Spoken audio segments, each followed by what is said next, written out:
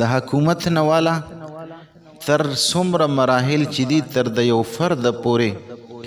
چې کم کم ځای کې مسلمان نن پریشان دی د هغې بنیاد دا دی چې قرآن والا ژوند ورسره نشته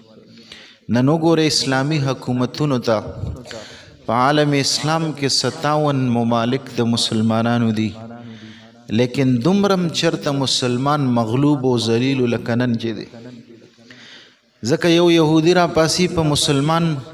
برملا ظلم کوي یو موټی خلک د تمام عالم د مسلمانانو په مقابله کې څه دي او بیا نور یهود او نصارا برملا د هغې د حمایت اعلان کوي د هغې امداد کوي لیکن په عالم اسلام کې په حکمرانانو کې یو قسم داسې نشته چې څنګه هغې برملا د دې د حمایت اعلان کوي داسې څوک د دغه مظلوم مسلمانانو د حمایت اعلان کوي دا چې د دومره ذلت او مغلوبیت ته لاړو د دې وجه دا نه ده چې اسلحې نشته د دې وجه دا نه ده چې پیسې نشته د دې وجه دا نه ده چې د حکومت چلولو دپاره هغه مشینري نشته چې کوم هغې سره ده ګوره یو د یو څیز ظاهري اسبابي یو حقیقي اسبابي